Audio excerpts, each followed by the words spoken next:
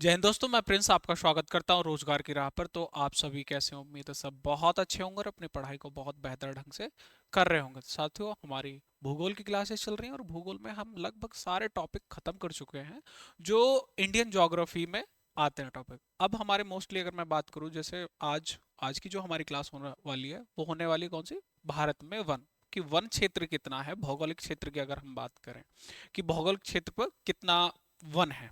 बात करें जैसे, मान लीजिए हम किसी चीज को परसेंटेज में नापते हैं तो कितना रखते हैं परसेंटेज? 100% पे। और 100% पे यही बात करें कि वनों की, कि भारत में वनों का विस्तार जो है वो कितना है भारत में, तो वो है आपका लगभग 24%। 24 पॉइंट समथिंग है, लेकिन हम मानते हैं कितना? 24% है।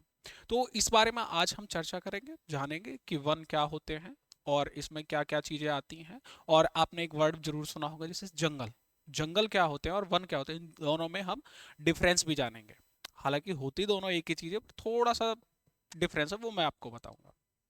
दोस्तों, टॉपिक हमारा दो टॉपिक और बते, जैसे एक मान लीजिए क्या, एक जनगणना हो गया, दूसरा भारत में इंडस्ट्री। दो टॉपिक और लगभग 3-4 क्लासेस में ये खत्म हो जाएगा। तो हमारे तो लास्ट टाइम चल रहा है क्लासेस का, तो आप अच्छे से प्रिपेयर करें अपनी चीज और अपनी प्रैक्टिस बहुत अच्छी करें। आने वाले समय में आपके 10-12 दिन है, लगभग 4 फरवरी से आपके एग्जाम शुरू होने वाले हैं, तो अपनी प्रैक्टिस जोरदार करते रहे और जितना दम है उतना लगा दीजिए। कहते हैं कि लास्ट टाइम पे ही सब बहुत मैटर करता है। कुछ वो होते हैं ना कि लास्ट टाइम पे कुछ होते हैं कि भाई छोड़ के चले जाते हैं, लेकिन कुछ बहुत समय में बहुत कुछ चीजें करी जा सकती हैं छोटे समय में। हम बात करें इसकी, छोटे समय में, थोड़े समय में बहुत कुछ करा जा सकता है। तो आप अपनी जितनी प्रैक्टिस कर सकते हैं उतनी प्रैक्टिस करिए। और कहते हैं ना, मान लिया तो हार गए, ठान लिया तो पार गए। कि मान लिया तो हार गए और ठान लिया तो पार गए। तो ऐसे ही आप ठान लीजिए कि इस बार आपको क्लियर करना है। चलिए हम लोग शुरू करते हैं अपनी क्लासेस। भारत में वन या भारत में जंगल की बात करें। चलो मैं पहले इसको ही आपको बता देता हूँ। भारत में वन, एक वर्ड है वन, एक वर्ड है क्या? जंगल। कि जंगल, इन दोनों में डिफरेंस क्या होता है थोड़ा सा ये समझ लीजिए। वन होता है जो एक मानव द्वारा संरक्षित क्षेत्र, मानव द्वारा संरक्षित क्षेत्र। क्या होता है? संरक्षित, संरक्षित क्षेत्र जिसमें मानव के द्वारा पेड़ पौधे जैसे कुछ चीजें, बहुत सारी फलदार पेड़, ऐसे कुछ भी सारी चीजें उगाई जाती हैं, उनको हम क्या बोलते हैं? उनको हम वन कह सकते हैं। बाकी जंगल, जंगल होता है एक प्राकृतिक तौर पर। क्या होता? प्राकृतिक।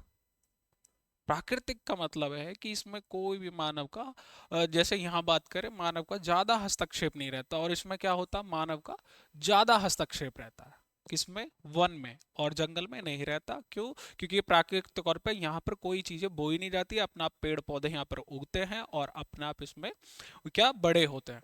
तो ये संरक्षित क्षेत्र में नहीं आएगा, बस इतना डिफरेंस समझिए। बाकी वन और जंगल है मोस्टली चीजें दोनों एक ही, बस ये मानिए कि ये मानव द्वारा अधिक संरक्षित। और इसमें जो अगर मानव की क्रियाकलाप होती है तो इसमें वन में ज्यादा होती है और जंगल में कम होती है। ठीक है। अगर हम बात करें दुनिया में सबसे बड़े जंगल की, तो वो कौन सा है? वो है अमेजोन जंगल। कौन सा? अमेजोन जंगल। अगर बात करें यहाँ जैसे, भाई पेड़ हमें क्या देते हैं? ऑक्सीजन देते हैं, हमारे लिए भी बहुत ज्यादा जरूरी है, क्योंकि हम लोग, मानव जो है वो क्या करते हैं? कार्बन डाइऑक्साइड रिलीज करते हैं। हम लोग जो कार्बन डाइऑक्साइड है उसको रिलीज करते हैं, तो उसको पेड़ पौधे क्या एब्जॉर्ब करते हैं और हमको ऑक्सीजन प्रदान करते हैं। जब ऑक्सीजन, क्योंकि हमारे लिए बहुत ज़रूरी है। अगर बात करूँ यही जैसे परसेंटेज में हम चीज़ें करते हैं, तो 20% ऑक्सीजन लगभग अमेजोन के जंगल से आती है। पूरी पृथ्वी का जो 20% ऑक्सीजन की बात करें हम, 20% कितना ऑक्सीजन? 20% ऑक्सीजन कहाँ से आती है? तो अमेजन का जो जंगल है वो सबसे बड़े जंगल है दुनिया के। ठीक है, ये समझ गए आप लोग। अब हम बात करते हैं अपने भारत की, कि भारत में वन या जंगल। आप लोग वन और जंगल में समझ गए होंगे क्या डिफरेंस होता है। ठीक है। भारत में वन, भारत में वन सबसे पहले बात करते हैं। और हाँ, इसमें क्या होता है वन में, ये वन विभाग भी यहाँ, वन विभाग, एक वन विभाग होता, उसके अंतर्गत क्या होता, संरक्षित क्षेत्र होता। वन विभाग की वैकेंसी भी आती है इसमें, आपने चाहे वो उत्तर प्रदेश हो, स्टेट वाइज हो, कि इसमें वन विभाग में क्या आती है, जैसे पुलिस पुलिस होती है, पुलिस फोर्स होती है, उसके अंदर क्या होता, ये संरक्षित क्षेत्र होता। ठीक है। और अब बात करते हैं हम किसकी स्थापना, इस विभाग की स्थापना, विभाग की स्थापना, स्थापना कब हुई थी, स्थापना कब होती है, तो ब्रिटिश काल में होती है 1864 को, ब्रिटिश काल में 1864 को, कब होती है, 1864 को। ठीक है, ब्रिटिश काल में किसकी, वन विभाग की स्थापना होती है। फिर उसके बाद में वन विभाग की वन, एक आती है वन नीति,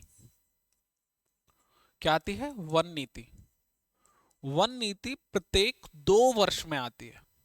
कब आती है, प्रत्येक 2 वर्ष में। मान लीजिए जैसे अभी जो लास्ट रिपोर्ट आई थी वो आई थी आपकी 2023 में, और उसके बाद अब कब आएगी, तो 2025 में आएगी। ठीक है, 25 चल रहा है, तो इसी में वन विभाग की रिपोर्ट आएगी। रिपोर्ट आने के बाद में ये मतलब पता क्या चलता है, उसमें पता चलता है कि कितनी वृद्धि हुई, किस स्टेट में या फिर कहाँ पर ज्यादा, अगर परसेंटेज की बात करें किसमें सबसे ज्यादा वनों का प्रतिशत है, या फिर सबसे ज्यादा वन का है, ये चीज उसका काम होता है, किसका, वन नीति के द्वारा पता लगाया जाता है। ठीक है, तो वन नीति लागू कब हुई थी, वन नीति कब लागू हुई, ये हुई थी आपका 1894 में। कब लागू हुई थी, 1894 में प्रथम वन नीति हुई। कब हुई थी प्रथम वन नीति, 1894 में। ये इंपॉर्टेंट चीजें आप नोट करते रहें, ठीक है, सारी चीजें। और उसके बाद में 1927 में, 1927 में एक आता है भारतीय वन अधिनियम। क्या आता है, भारतीय वन अधिनियम। बस इतना याद रखें, 1927 में भारतीय वन अधिनियम आता है। ठीक है, कि अपना जो जंगल है या फिर वन बचाने के लिए अधिनियम होता है। इसमें सारी चीजें बताई गई हैं कि हम वन में कटाई कैसे कर सकते हैं, या फिर जो चोरी छुपे तो सब कर ही रहे, कि कितने जंगल दिन पर दिन काटे जा रहे हैं, इनका प्रयोग किस में किया होता है, वनों का जो लकड़ी है, लकड़ी का आज मोस्टली बहुत सारी चीजों में लकड़ी का प्रयोग हो रहा है, तो उसकी भी बात करेंगे हम सारी चीज। ठीक है, तो 1927 में भारतीय वन अधिनियम आता है, और वन प्रबंधन की नींव रखी जाती है। किसकी, वन प्रबंधन की, वन प्रबंधन की नींव यहीं पर रखी जाती है, नींव रखी गई। ठीक है, और यहीं से क्या हुआ, वनों का संरक्षण, वनों का संरक्षण क्या होता है, वनों का संरक्षण। ठीक है, ये समझ गए आप। अगर हम बात करें वनों का संरक्षण, वनों का संरक्षण, उसके बाद में वर्तमान वन नीति, वर्तमान वन, वर्तमान समय में जो वन नीति लागू है वो कब से लागू है, वो है 1988 का नियम, जो 88 के नियम है। इसमें क्या क्या, मतलब कि एक टारगेट रखा जाता है ना कि भाई हमें क्या करना है, इसमें टारगेट रख दिया कि हमें वनों का परसेंटेज है वो लगभग 33% करना है। भारत के भौगोलिक क्षेत्र है, जैसे हम, मैं हमेशा बोलता हूँ कि कोई भी परसेंटेज में चीज रखी जाती है तो हम उसको क्या मानते हैं, 100% मानते हैं। जब हमने 100% मान लिया, तो हमारा जो मकसद हो गया कि भारत में वनों का बढ़ाना कितना होगा, तो 33% तक, 33% तक वनों का बढ़ाना, बढ़ाना। ठीक है, 33% तक करना। और इसमें क्या क्या था, पौधे व पर्यावरण संरक्षण करना, पर्यावरण संरक्षण, संरक्षण। लेकिन अभी तक भी 1988 में लागू हुई है वन नीति, और आज 2025 तक भी हम 33% तक नहीं पहुंच पाए वनों के मामले में, कि हम 33% तक वनों को बढ़ाएं, नहीं पहुंच पाए अभी तक। और पर्यावरण की स्थिति को बनाए रखना, पर्यावरण की स्थिति बनाए रखना, स्थिति बनाए रखना, ठीक। और क्या था इसमें, सतत विकास के अनुसार, सतत विकास के अनुसार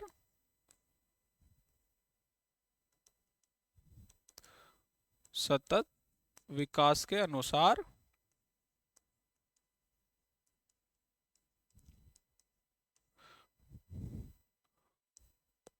पौधों का वृक्षारोपण। क्या होगा, पौधों का वृक्षारोपण, कि पौधे लगाए जाएं हमेशा, पौधों का सॉरी वृक्षारोपण, वृक्षारोपण, वृक्षारोपण कि पेड़ हमेशा लगाइए, और आप जितने पेड़ अधिक से अधिक लगा सकते हैं लगाइए, क्योंकि आने वाले जो जनरेशन या फिर हम लोगों के लिए क्या होगा, फायदा होगा, ठीक है। तो इसका क्या क्या था, 33% तक इसको बढ़ाना, किसको, वनों को 33% तक बढ़ाना, पौधे व पर्यावरण संरक्षण करना, पर्यावरण की स्थिति को बनाए रखना, सतत विकास के अनुसार पौधों का वृक्षारोपण। अब हम बात करते हैं हमारे जो भारत में है वनों की स्थिति क्या है, कि कितने परसेंट पे आते हैं। अगर हम बात करें भारत में वन कुल भौगोलिक क्षेत्र का,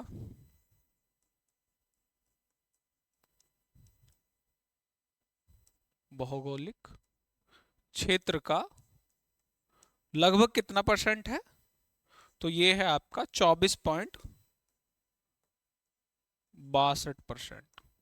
कितना हो जाता है भारत में वनों कुल भौगोलिक क्षेत्र का कितना हो जाता है, तो 24.62%, ठीक है, 62%।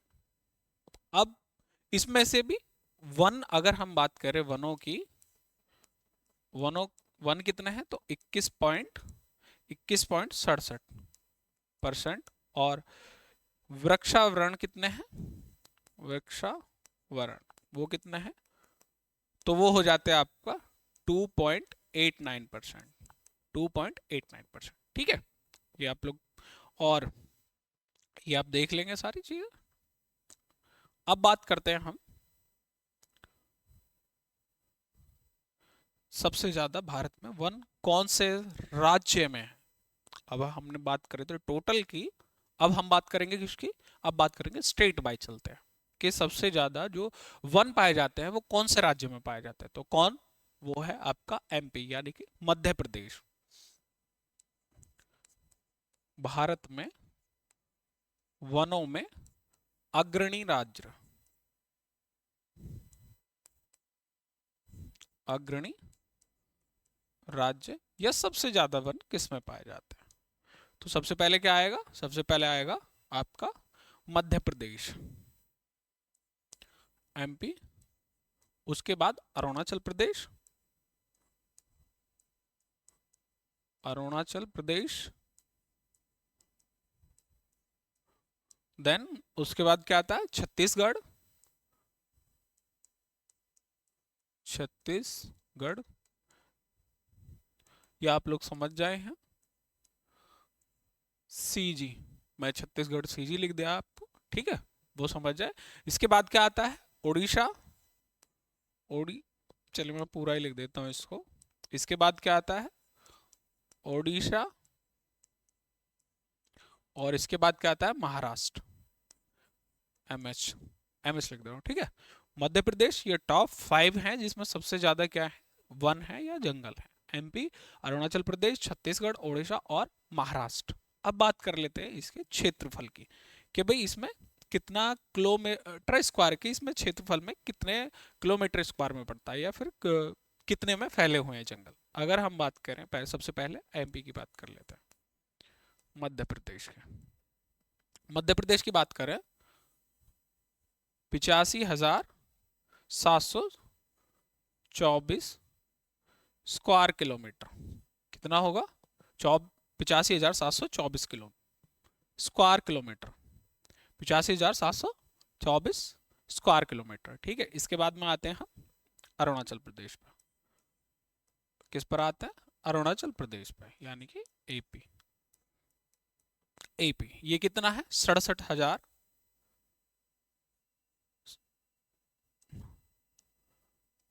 63 स्क्वायर किलोमीटर। कितना होगा? 67,083 स्क्वायर किलोमीटर। अब आते हैं हम किस पे? छत्तीसगढ़ पे, यानी कि सी जी। ये कितना होगा जी? ये होगा आपका 59,772 स्क्वायर किलोमीटर। 59,772 square kilometre. अब आते हैं आपका ओडिशा में। ओडिशा में कितना है? 51,356 स्क्वायर किलोमीटर। अब आते हैं आपका महाराष्ट्र में। टॉप 5 है ये, ठीक है।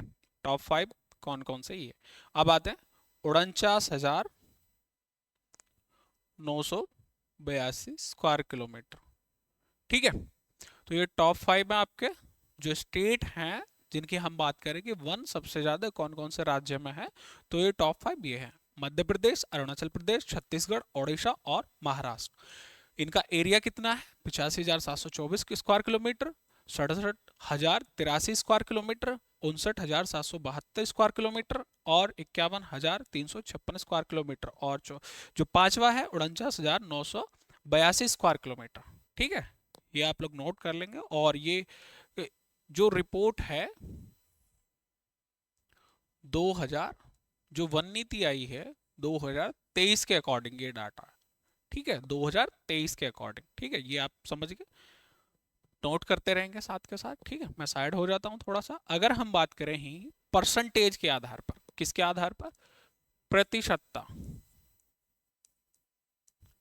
परसेंटेज के आधार पर, ये क्षेत्रफल के आधार पर। अगर हम बात करें परसेंटेज में, परसेंटेज में कौन आता है सबसे आगे?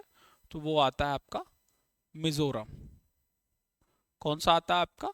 मिजोरम राज्य। अगर परसेंटेज की यहाँ बात करें तो मिजोरम आता है। मिजोरम के बाद में क्या आएगा आपका? अरुणाचल प्रदेश आएगा, हाँ, परसेंटेज के आधार पर। ठीक है, तो इसके बाद में क्या आएगा आपका? अरुणाचल प्रदेश। चलिए मैं इसको पहले साइड कर देता हूँ, थोड़ा सा यहाँ लिख देता हूँ मैं नीचे, ये फिर दिक्कत होगी आपको। प्रतिशतता के आधार पर, कौन होगा सबसे आगे? तो वो कौन सा होगा? मिजोरम। मिजोरम। और मिजोरम के बाद में क्या होगा आपका? अरुणाचल प्रदेश। अरुणाचल प्रदेश,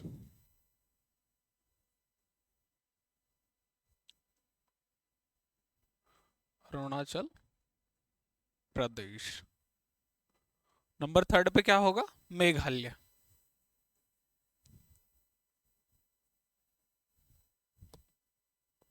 क्या होगा? मेघालय।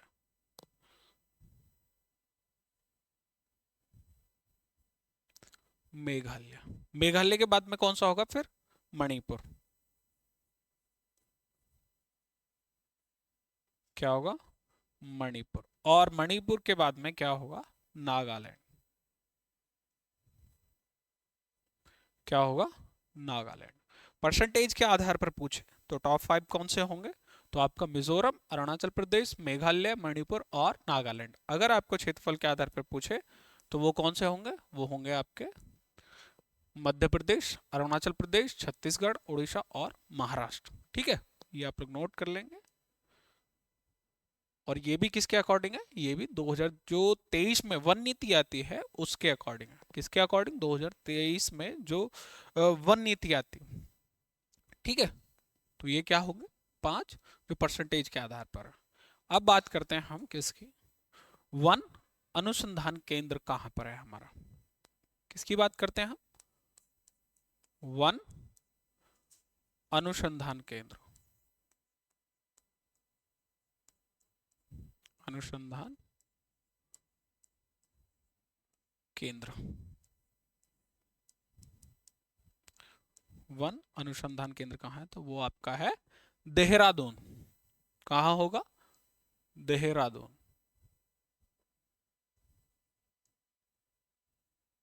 कहाँ होगा? देहरादून। देहरादून कहाँ पड़ता है? तो आपका उत्तराखंड में। किसकी? उत्तराखंड की क्या है? राजधानी है देहरादून। ठीक है। वन अनुसंधान केंद्र कहाँ होगा? तो ये होगा आपका देहरादून। अब बात करते हैं, एक होता है वन महोत्सव।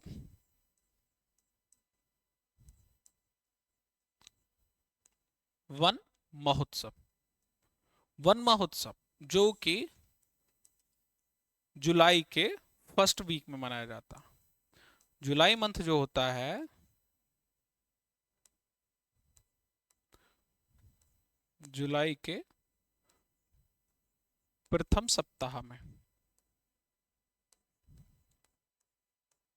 कब मनाते हैं इसको? प्रथम सप्ताह में। ठीक है। प्रथम सप्ताह जो जुलाई का 1 से लेकर 7 दिन तक मनाया जाए, 1 तारीख से लेकर 7 तारीख तक। ठीक है। तो वन महोत्सव जुलाई में प्रथम सप्ताह में। और सबसे पहले कब मनाया गया था? तो 1950 में। और इसका श्रेय किसको जाता है? तो वो थे के एम मुंशी। के एम मुंशी। अच्छा, मैंने आपको के एम मुंशी के बारे में जब हम लोग पॉलिटी पढ़ रहे थे तब इनके बारे में बताया था कि के एम मुंशी जो हमारी कमेटीज थी उनमें से किस कमेटी के सदस्य थे। तो आप मुझे कमेंट करके बताएं। आपकी चीज भी रिकॉल होगी, आपको पता भी लगेगा हाँ आप कितना पढ़ते हैं ये भी चीज। ठीक है। तो के एम मुंशी में बताया किसके सदस्य, कौन सी कमेटी के सदस्य थे जब संविधान लिखा जा रहा है। ठीक है। आप मुझे कमेंट करके बताएं। सबसे पहले किसने सेलिब्रेट किया था वन महोत्सव को? तो 1950 में के एम मुंशी ने। और इसका श्रेय किसको जाता है? जो वन महोत्सव होता है तो के एम मुंशी जी को। ठीक है। ये आप लिख लेंगे, नोट करते रहे हमेशा। अब बात करते हैं हम वनों के लाभ कि जी वनों से लाभ क्या है। किसकी बात करते हैं हम? वनों के लाभ क्या है? वनों के लाभ। सबसे बड़ा लाभ, जो पेड़ हैं वो क्या छोड़ते हैं? ऑक्सीजन छोड़ते हैं। यहां लिखता हूं मैं, ऑक्सीजन। ऑक्सीजन छोड़ते हैं जो हमारे लिए बहुत ज्यादा उपयोगी है। और CO2 कार्बन डाइऑक्साइड को अवशोष अवशोषण करते हैं या फिर अवशोषित करते हैं। अवशोषित या अवशोषण करते हैं किसको? जिसको जो हम गैस रिलीज करते हैं। क्या करते हैं हम? Carbon dioxide. ठीक है। और CO2 रोकने के बाद में क्या होता है? ग्लोबल वार्मिंग को कंट्रोल करता है। ग्लोबल वार्मिंग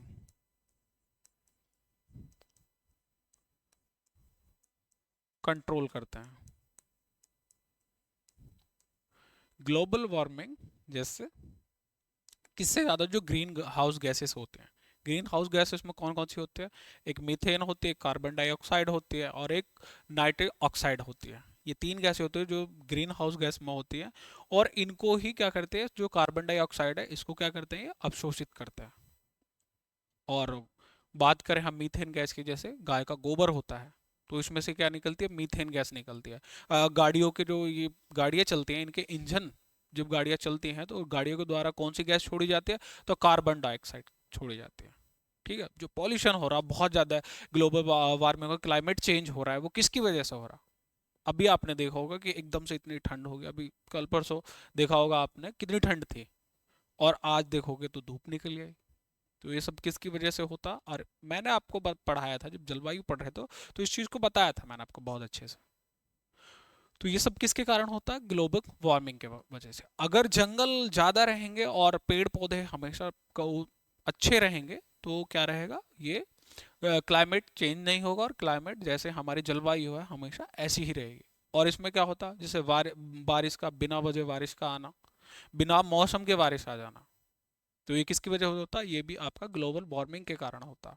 और आपको पता है ग्लोबल वार्मिंग क्यों होती है? CO2 का बढ़ना, मीथेन का बढ़ना, नाइट्रस ऑक्साइड का बढ़ना, पेड़ पौधों का कम होना। और ऑक्सीजन हमारे लिए है ही लाभदायक, अगर ऑक्सीजन नहीं हो तो हम जी नहीं पाएंगे। तो ये चीज़ हमको सोचनी है कि भाई हमको भी कुछ करना है, ग्लोबल वार्मिंग को बचाना है। कूड़ा करकट ये सब चीज़ बहुत कम करें, प्लास्टिक का कम प्रयोग करें। लेकिन प्लास्टिक तो हमारे कहते हैं ना कि बिल्कुल जीवन में एक छा गई है, बिना प्लास्टिक के तो हमारा जीवन ही नहीं चलेगा, ऐसा हो रहा है बिल्कुल। तो कुछ चीज़ें हमें भी अपने ऊपर कंट्रोल करके रखनी है। कुछ चीज़ें हम करेंगे तब भी हम कहते हैं ना, हम दूसरे को उंगली उठाने लगते हैं कि यार वो ऐसे कर रहे हैं, ये वैसे कर रहे हैं। नहीं, आप उसकी तरफ उंगली ना उठाकर अपनी तरफ उंगली उठाएं।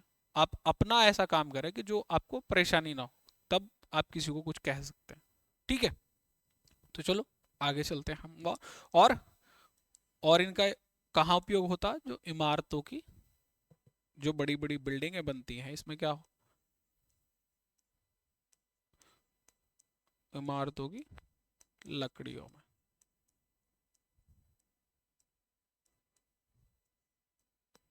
कितना? 36? अच्छा, ठीक। इमारतों की लकड़ियों में। और लकड़ियों का काम किस में होता है? ईंधन में भी किया जाता है, ईंधन में भी करते हैं हम लोग इसका। और वर्षा, वर्षा कराने में, वर्षा कराने में बहुत सहायक है। किसकी बात कर रहे हैं हम? वनों की बात कर रहे हैं कि पेड़ जो हैं ऑक्सीजन छोड़ते, रिलीज करते हैं, कार्बन डाइऑक्साइड को अवशोषण करते हैं, ग्लोबल वार्मिंग को कंट्रोल करते हैं। इमारतों की जो लकड़ियां हैं, इमारतें जो बड़ी बड़ी इमारतें, उसमें क्या, जो बहुत सारी चीजें लकड़ी की लगती हैं, बनती हैं, उसमें सब में काम क्या आती है? तो लकड़ी का उपयोग होता है, ईंधन का भी उपयोग होता है, वर्षा कराने में बहुत ये सहायक है। ठीक। तो ये किस में आते हैं ये सब? वनों के क्या होंगे? लाभ होंगे। जैसे मैंने आपको बताया अब, green house gas. Green house gas में ये क्या करती हैं? ये औसत तापमान को बढ़ाती हैं। क्या करती है? औसत तापमान, औसत तापमान आपने देखो गर्मी के समय, जिस टाइम जून जुलाई होती है, उस समय कितना 50+ हमारे यहाँ का टेम्परेचर हो जाता है। मैं यहाँ की बात कर रहा हूँ, नॉर्मल सी बात। हमारे यहाँ का 50+ तक पहुंच जाता है। क्योंकि जब पेड़ पौधे कट रहे हैं तो ये क्या, कब क्या चीज होंगी? तो ये सब उसमें आएंगी क्लाइमेट चेंज में। किससे क्या बढ़ेगी? ग्लोबल वार्मिंग बढ़ेगी। ग्लोबल वार्मिंग बढ़ेगी तो गर्मी बढ़ेगी, औसत तापमान बढ़ेगा। ग्रीन हाउस गैस क्या करती हैं? औसत तापमान को, औसत तापमान को बढ़ाती है। औसत तापमान, ठीक है। और ग्रीन गैस जो है कौन कौन सी हैं? एक तो होगी आपकी कार्बन डाइऑक्साइड, एक हो गया आपकी मीथेन, और एक होगी आपकी कौन सी? Nitrite, nitrous oxide, oxide. कई बार ये क्वेश्चन पूछा गया है कि ग्रीन हाउस गैस कौन कौन सी होगी। आपको जब मैम ने साइंस पढ़ाई होगी तो बहुत अच्छे से पढ़ा होगा, ठीक है, गैसों के बारे में। बस हम ये ले लेते हैं, मैं तो आपको ग्रीन हाउस गैस के बारे में बताया, ठीक है। ये क्या करती हैं? औसत तापमान को बढ़ाती है, और CO2, मीथेन और नाइट्रेट ऑक्साइड, ठीक। अब इसमें क्या है? जैसे मीथेन गैस है, CH4, इसका सूत्र क्या है? CH4। तो एक इसमें होती है, जैसे गाय का गोबर होता है, दलदल क्षेत्र जो होता है, जो दलदली क्षेत्र होता है, वहां से भी क्या रिलीज होती है? आपका मीथेन गैस होती है। जैसे काफी टाइम से आपने, आपके आसपास क्या होगा, जैसे कोई छोड़ या फिर तालाब होता है गांव का, उसमें पूरे गांव का पानी जाता है, और वहाँ क्या बन जाती है? दलदल क्षेत्र बन जाता है। जब दलदली क्षेत्र बन जाते हैं, उसमें आपने देखो कभी कभी उबाल आता है। आपने जाके देखा होगा अपने तालाब में, ऐसे देखना कि वहां पे ऐसा करो, ऐसे खचर खचर की कुछ ऐसे आवाजें आती रहती है, खचर खचर। और रात में आप देखो ना, कितना ऐसे गैस कुछ दिखाई देगा आपको, लेयर सी। नाइट में, दिन में तो नहीं दिखाई देगा आपको क्योंकि सूरज का प्रकाश रहता है। लेकिन नाइट में आप देखोगे तो आपको ऐसे भाप निकलती नजर आएंगे। तो वो क्या निकलती है? वो निकलती है गैस। कौन सी निकलती है? मोस्टली वो निकलती है आपके मीथेन गैस, जो दलदली क्षेत्र है, ठीक है। तो ये आप लोग समझ गए। और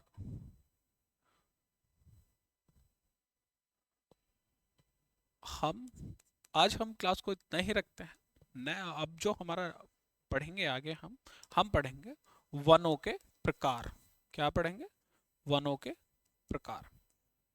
के वन कितने प्रकार के, कौन कौन से प्रकार के, जैसे उष्ण कटिबंधीय सदाबहार वन, उष्ण कटिबंधीय या फिर उष्ण कटिबंधीय वन, या फिर मरुस्थलीय वन या पर्वतीय वन, इनको विस्तार से हम लोग पढ़ेंगे कि भारत में कौन कौन से प्रकार के वन पाए जाते हैं। तो सारी चीजें, शंकुधारी वन क्या होते हैं, मरुस्थलीय, पर्वतीय या फिर पर्णपाती वन क्या होते हैं, तो ये सारी चीज हम कल नेक्स्ट क्लास में कर रहे हैं। ठीक है, तो मिलते हैं कल नेक्स्ट में। हमेशा मैं आपको बोलता हूँ कि अगर वीडियो अच्छा लगे तो लाइक शेयर एंड सब्सक्राइब कर दीजिए और बेल आइकन को प्रेस कर लीजिए, ताकि हमारी जो वीडियोस हैं आपके पास तुरंत पहुंच जाया करें। ठीक है, मिलते हैं नेक्स्ट वीडियो में। धन्यवाद दोस्तों।